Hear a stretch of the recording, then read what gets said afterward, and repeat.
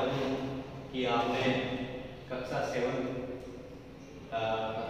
पास कर लिया है और कक्षा 8वीं में आ गए हैं।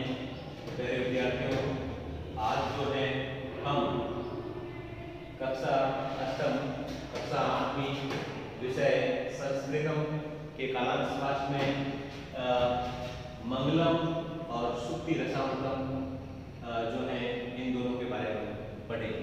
प्यारे विद्यार्थियों, जैसा कि आप जानते हैं कि ये संस्कृत विषय जो है आप संस्कृत विषय के अध्यापक मूलाराम पोद्दार के द्वारा आप पढ़ रहे हैं। प्यारे विद्यार्थियों, जैसा कि आपको पता ही है कि किसी भी कार्य की शुरुआत करने से पूर्व हम ईश्वर से ही प्रार्थना करते हैं कि हे ईश्वर, हम जो भी कार्य कर रहे हैं वह कार्य निर्विघ्न पूरा हो, उसमें कोई बाधा ना आए, कोई परेशानी नहीं आए, उसे ही कहा जाता है मंगलम। तो प्यारे विद्यार्थियों, हम मंगलम अर्थात मंगलाचरण, इसको हिंदी में मंगलाचरण कहते हैं, मंगलाचरण। तो प्यारे विद्यार्थियों, मंगलाचरण करते हैं, मंगलम करते हैं, ईश्वर से प्रार्थना करते हैं कि हम जो भी पढ़ें वो जो है हमें समझ में आए और हमारे जीवन में किसी प्रकार की कोई परेशानी ना आए। हे ईश्वर, हम हमारे जीवन के उद्देश्य को प्राप्त करें। तो करते हैं मंगलम की शुरुआत। मंगलम। ओम त्र्यंबकम यजामहे सुगंधिं पुष्टिवर्धनम् उर्वारुकमिव बन्धनात् मृत्योर्मुक्ष्य अमर्त्यतात्। अर्थात हे सर्व सुगंधी गुणों से युक्त एवं पौष्टिकता एवं समृद्धि को बढ़ाने वाले हे त्रिनेत्रधारी भगवान शिव, हम आपकी उपासना करते हैं कि आप में सांसारिक बंधनों से उसी प्रकार से आप मुक्त कर दीजिए जिस प्रकार से खरबूजा पक करके अपनी बेल से अलग हो जाता है, उसी प्रकार से हम संसार के समस्त प्रकार के दुखों से हम मुक्त हो जाएं और हम अमृत को प्राप्त करें। तो क्या कहा गया है मंगलम में? ओम त्र्यंबकम यजामहे सुगंधिं पुष्टिवर्धनम् उर्वारुकमिव बन्धनात् मृत्योर्मुक्ष्य अमर्त्यतात्। आगे और मंगलम में कहा गया है, देखिए, यत् प्रज्ञानमुच्चेतो धृतिश्च यज्ज्योतिरनन्तरं मृतं पदाशु यस्मान्मृते किंचन कर्म क्रियते तन्मे मन शिव संकल्पमस्तु। अर्थात हे ईश्वर, मेरा मन जो विशेष ज्ञान से युक्त है, वह चिंतन से युक्त है, वह धैर्यवान बने और समस्त प्राणियों के अंदर जो अमर प्रकाश के रूप में है और ईश्वर की इच्छा के बगैर कोई भी कर्म नहीं होता है। अतः ये सर्वशक्ति से युक्त जो है संसार में मन को माना गया है, वो मेरा मन हमेशा शुभ विचारों से युक्त रहे। तो प्यारे विद्यार्थियों, ये हमने मंगलम अर्थात मंगलाचरण किया, ईश्वर से ये प्रार्थना की कि हे ईश्वर, जो भी हम कर्म कर रहे हैं वह कर्म निर्विघ्न पूर्ण हो, उसमें कोई बाधा या परेशानी न आए। प्यारे विद्यार्थियों, अब आज हम अध्याय 1 संस्कृत का, जिसका नाम है सुक्ति रसामृतम। सुक्ति रसामृतम शब्द कैसे बना है? सुक्ति का अर्थ आप जानते हैं कथन, कथन जिसे आप क्या कह सकते हैं? कहना। और रस रूपी अमृत, यानी कि महापुरुषों की महान जो व्यक्ति हुए हैं, उनके जो कथन है, उन्होंने जो कहा है, उसी को हम कह सकते हैं सुक्ति रसामृतम।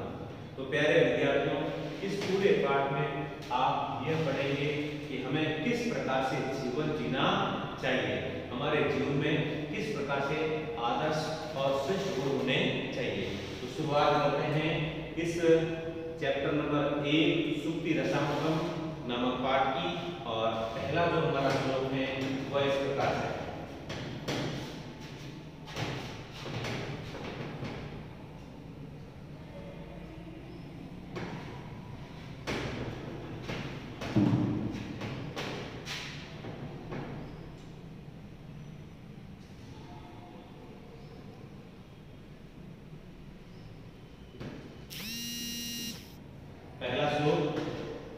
पिबन्ति नद्य स्वमेव नाम स्वयं न खादन्ति फलानि वृक्षा नादन्ति सस्यं खलु वारिवाः परोपकाराय सतां विभूतया।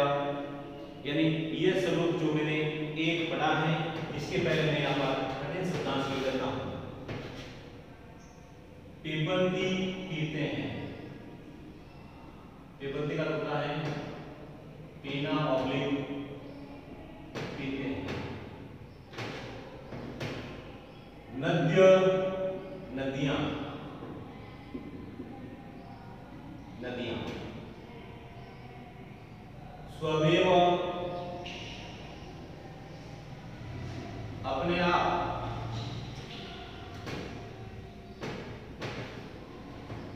नाम नाम यानी पानी नहीं। ये आपने देखा होगा, हम अम्बू शब्द कहते हैं ना, अम्बू। ये अम्बू बना शब्द किससे? अम्बू का होता है पानी, और अम्बू शब्द बना किससे? आम से। इसी प्रकार से अगला है स्वयं यानी अपने आप, न खादन्ति नहीं खाते हैं, नहीं खाते हैं। फलानी फलों को, फलानी फलों को वृक्षा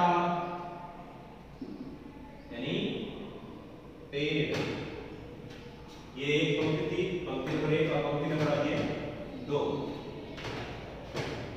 नादन्ति इसका अर्थ भी होता है नहीं खाते हैं।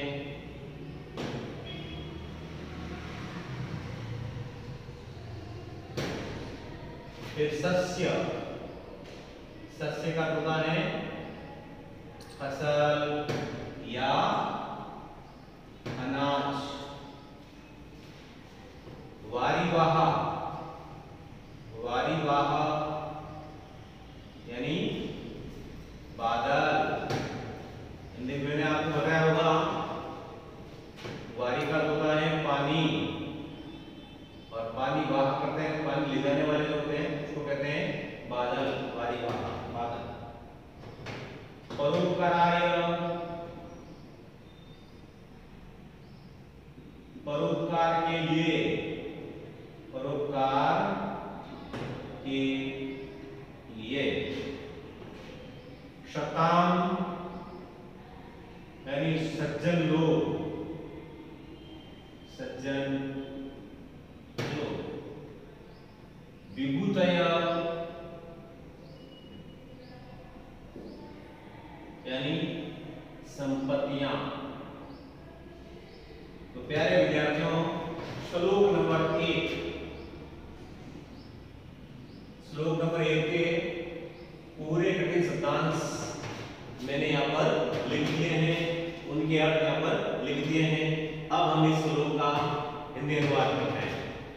एक बार फिर से पढ़ते हुए कैसे? पिबन्ति नद्य स्वमेव नाम स्वयं न खादन्ति फलानि वृक्षा।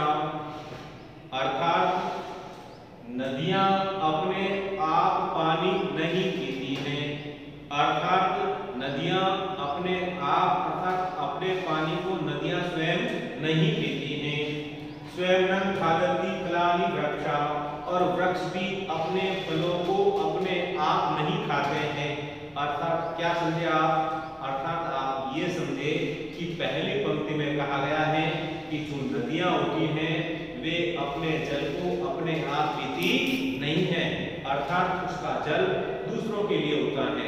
उसी प्रकार से वृक्ष जो होते हैं वो वृक्ष भी अपने फलों को अपने आप खाते नहीं हैं, अर्थात उनके फल जो होते हैं वो दूसरों के लिए होते हैं। दूसरी, नादन्ति सस्यं खलु वारिवः परोपकाराय सतां विभूतया। बादल जो होते हैं वे अपनी फसलों को वो खुद नहीं खाते हैं। आपने देखा होगा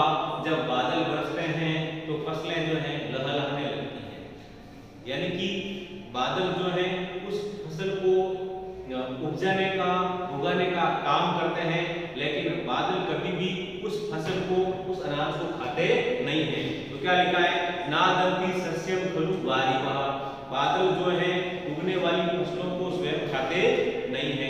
परोपकाराय सताम विभूतयः, परोपकार के लिए ही सज्जनों की संपत्तियां होती हैं। अब इस श्लोक में ये बताया गया है कि जिस प्रकार से नदियां जो होती हैं वो परोपकार के लिए ही बहती हैं, वो अपने पानी को स्वयं नहीं पीती हैं।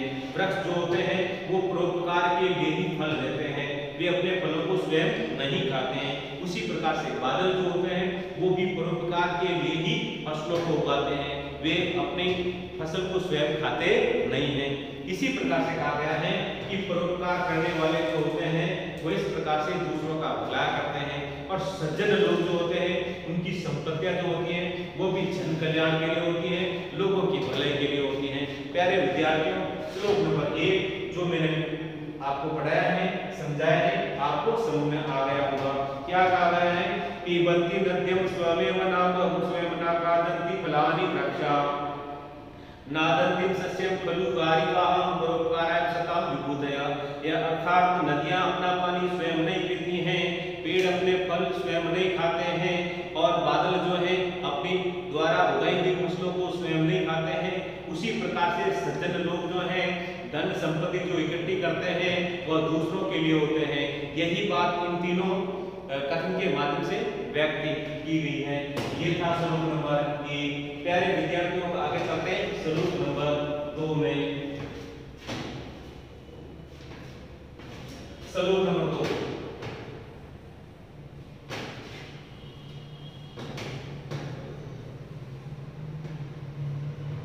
श्लोक नंबर 2।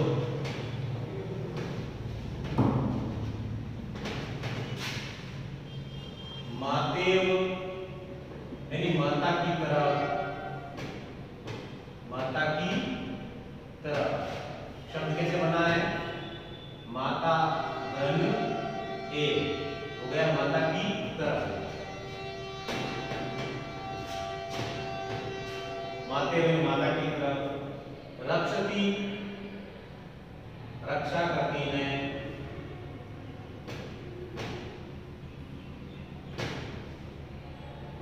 पितेव पिता की तरह, पिता की तरह, हिते अर्थात हित या कल्याण करते हैं।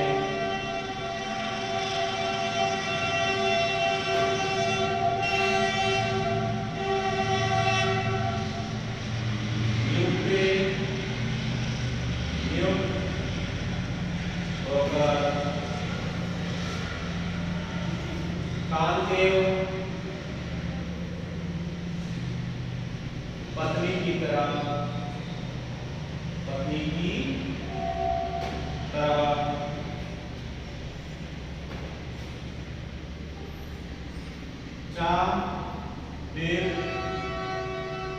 मैं अत्यपनीय,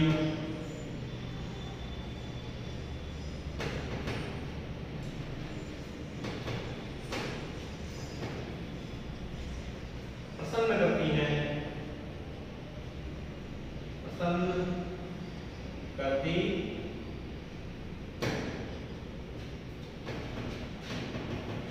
खेदम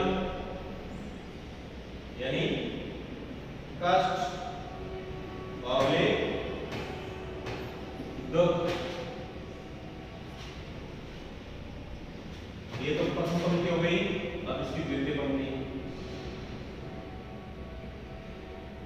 लक्ष्मी अर्थात संपत्ति, तनोती बढ़ाती है,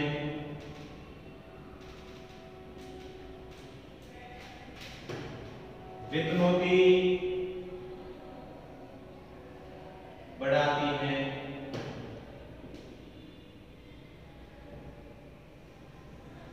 च यानी और, दिक्षु दिशाओं में, दिक्षु दिशाओं में कीर्तन, कीर्ति, कीर्ति को, कीर्ति को, किम किम, क्या क्या, क्या क्या, न साध्यति, न साध्यति, अर्थात नहीं साधती हैं। कल्पलतेव, कल्पलतेव, कल्पलता की तरह, कल्प लता की तरह, विद्या यानी विद्या, ज्ञान। तो श्लोक नंबर 2 के पूरे कठिन शब्दांश मैंने यहाँ पर लिख दिए हैं। तो इस श्लोक नंबर 2 में यह बताया गया है कि विद्या जो होती है वह किस प्रकार से मनुष्य का कल्याण करती है। विद्या मनुष्य का किस प्रकार से कल्याण करती है, विद्या की क्या महिमा है, क्या उपकार विद्या जो मनुष्य को करती है, उसी का वर्णन इस श्लोक नंबर 2 में प्रस्तुत किया गया है। कैसे पढ़ते हैं देखो। मातेव रक्षति पीतेव हिते नियुक्ते कांतेव चाभिर्मत्यपनियं खेदम लक्ष्मी तनोति वितनोति च दिक्षु कीर्तन किम किम नम साध्यति कल्पलतेव विद्या। अर्थात जिस प्रकार से माता, माते यानी माता, जिस प्रकार से माता अपने संतान की क्या करती है, रखवाली करती है, जिस प्रकार से माता स्वयं कष्ट उठा करके भी अपने संतान की क्या करती है, रखवाली करती है, रक्षा करती है, ठीक उसी प्रकार से पिता जो होता है क्या करता है, अपने संतान का, अपने पुत्र का कल्याण करता है। और जिस प्रकार से पत्नी जो होती है वह अपने पति का क्या करती है, पति का आदर करती है, मान सम्मान करती है, उनकी सेवा करती है और वह उनको प्रसन्न करने का कार्य करती है। कौन? पत्नी। किसको? अपने पति को। और उसके पति के दुख को पत्नी क्या करती है, दूर करती है। इसी प्रकार से द्वितीय पंक्ति में क्या कहा गया है, लक्ष्मी तनोति वितनोति च दीक्षिम कीर्तन। उसी प्रकार से विद्या जो है मनुष्य को लक्ष्मी प्रदान करवाती है, धन संपत्ति प्रदान करवाती है और मनुष्य की कीर्ति को चारों दिशाओं में फैला देती है। किम किमनम साध्यति कल्पलते विद्या। अब आप ही बताइए, कल्पलता के समान जो विद्या है वह क्या क्या नहीं साधन करती, अर्थात वो किस प्रकार से मनुष्य का उपकार नहीं करती। कहने का मतलब यहाँ पर यह है कि हर प्रकार से मनुष्य का कल्याण जो है वो विद्या के माध्यम से होता है। यानी जिस प्रकार से माता अपने संतान की रखवाली करती है, उसी प्रकार से विद्या जो है मनुष्य की क्या करती है, रखवाली करती है। जिस प्रकार से पिता अपने पुत्र का कल्याण करता है, उसी प्रकार से विद्या भी जो है मनुष्य का कल्याण करती है। फिर जिस प्रकार से पत्नी अपने पति की सेवा करती है, उसके कष्ट को, उसके दुख को, उसकी तकलीफ को दूर करती है, ठीक उसी प्रकार से विद्या भी मनुष्य के दुख और कष्ट और तकलीफ को क्या करती है, दूर करती है। फिर बताया गया है कि विद्या जो है मनुष्य को लक्ष्मी प्रदान करने वाली अर्थात धन संपत्ति प्रदान करने वाली है और विद्या के माध्यम से ही मनुष्य की कीर्ति, उसकी प्रसिद्धि, उसकी पब्लिसिटी चारों तरफ फैल जाती है। अब आप ही बताइए, कल्पलता के समान जो लता है वो क्या क्या नहीं करती है, अर्थात कल्पलता से बढ़कर के भी विद्या है जो हर तरीके से, हर प्रकार से मनुष्य का कल्याण करती है। ये आपने श्लोक नंबर 2 पढ़ा। एक बार मैं फिर से श्लोक को पढ़ लेता हूँ। मातेव रक्षति पितेव हिते नियुक्ते कांतेव चाभिरम मत्यम पत्नीय खेदम लक्ष्मी तनोति वितनोति च दिक्षु कीर्तम किम किम नम साध्यति कल्पलतेव विद्या।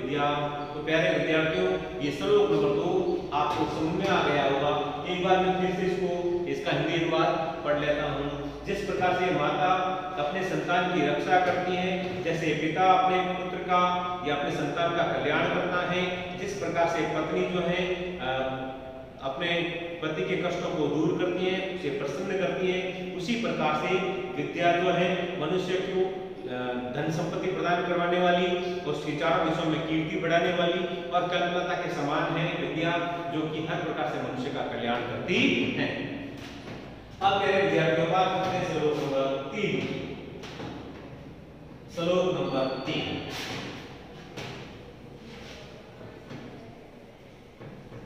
श्लोक नंबर 3 में क्या है?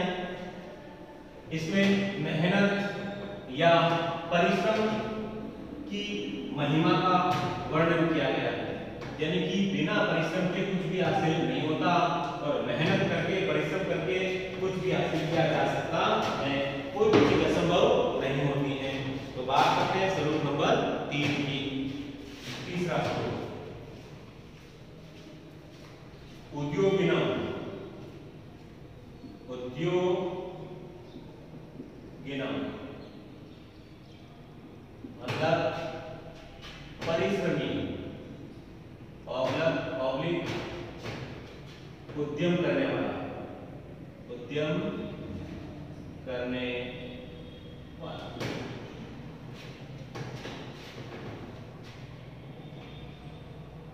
पुरुष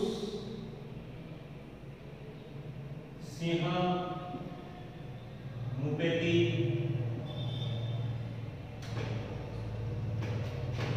अर्थात पुरुष रूपी शेर या सिंह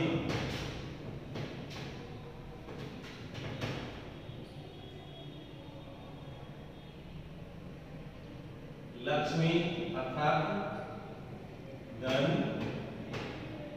संपत्ति, देवे भाग्य, भाग्य से, देवती, देवती मिलती है, मिलती है। कापुरुषा कायर पुरुष, कापुरुषा कायर पुरुष। वदंती कहते हैं या कहते हैं या बोलते हैं।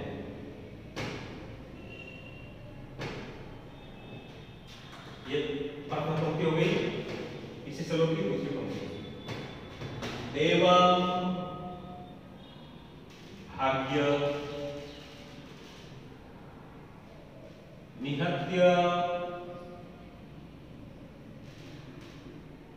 मारकर या हराकर,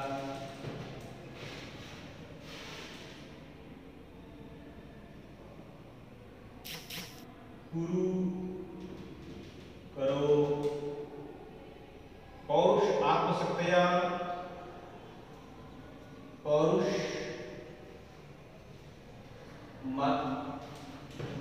शक्तिया। तो इसका हो जाएगा पूरी आत्मशक्ति से, पूरी आत्मशक्ति या पौरुष से। यत्न यानी यत्न, यत्न का मतलब है कोशिश, कोशिश कृत्य करनी चाहिए, करनी चाहिए, कोशिश करनी चाहिए।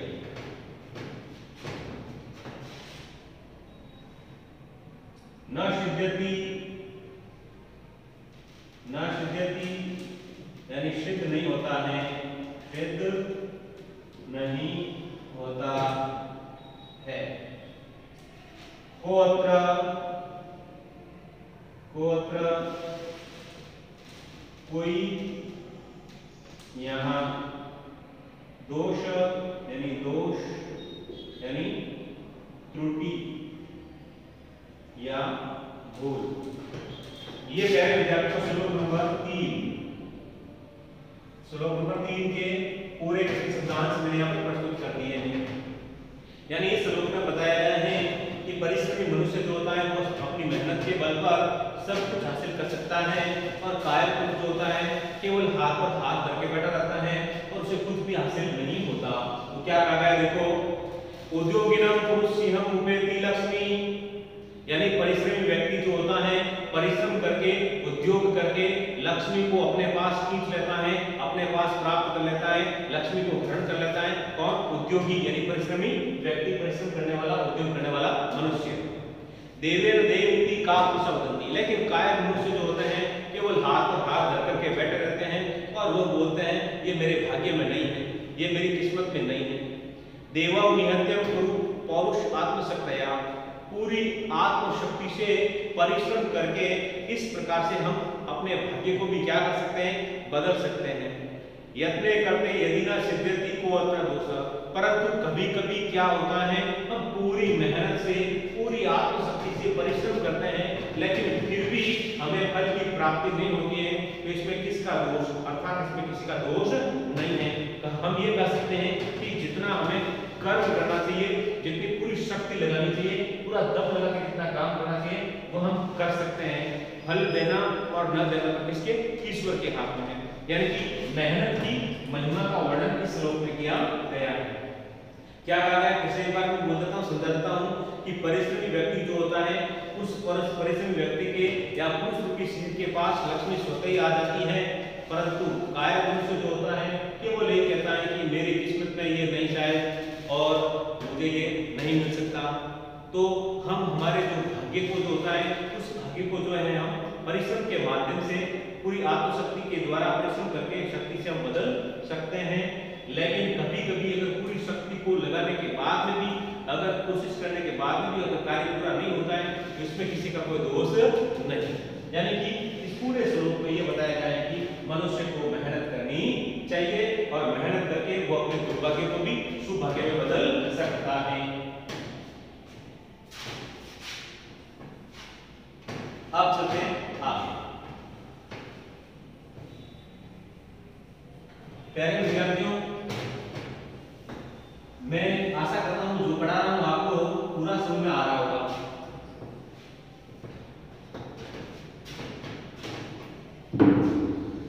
तो आज आपने